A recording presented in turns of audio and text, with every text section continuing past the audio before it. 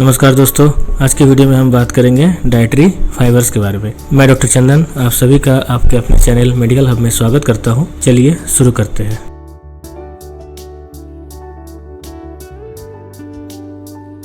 चलिए सबसे पहले बात कर लेते हैं कि ये फाइबर्स होता क्या है। बेसिकली फाइबर्स को हम लोग रफेज भी कहते हैं, यानी कि एक तरह का रेशा। जनरली ये प्लांट प्रोडक्ट्स में पाया जाता है। जैसे अगर हम कुछ खाते हैं तो आप देखिएगा जनरली जो आपके दांत में फंस जाता है कभी कभी, इसी को हम लोग बोलते हैं डाइटरी फाइबर्स। चलिए अब बात कर लेते हैं कि ये कितने तरह का होता है। तो डाइटरी फाइबर्स मेनली दो तरह का होता है। एक होता है सॉल्युबल फाइबर और एक होता है इनसॉल्युबल फाइबर।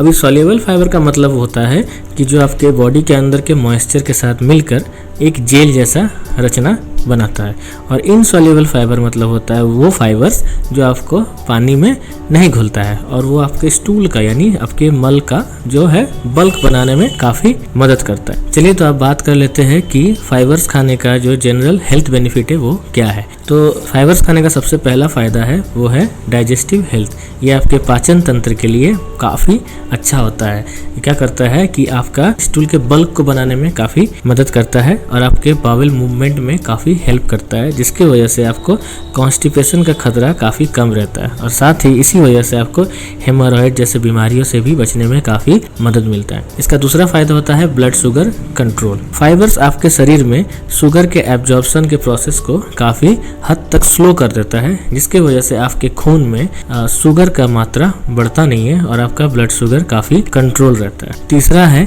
कि ये आपके हार्ट के लिए भी काफ़ी अच्छा माना जाता है।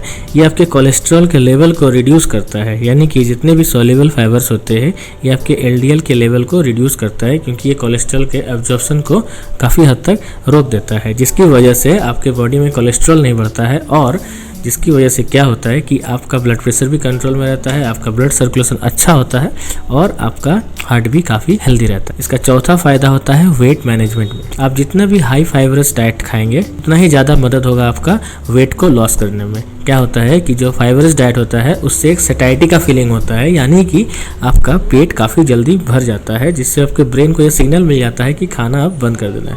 दूसरी बात क्या है कि जितने भी फाइबरस डाइट होते हैं उनमें कैलोरी काफ़ी कम रहता है, तो आपका पेट भी भर जाता है और कैलोरी भी कम जाता है आपके शरीर में, जिसकी वजह से आपका जो है वेट को कंट्रोल करने में काफ़ी मदद मिलता है। चलिए अब बात कर लेते हैं डाइटरी फाइबर्स के सोर्सेस के बारे में, यानी कि आप क्या खाएंगे जिसमें आपको अच्छे खासे फाइबर्स मिलेंगे।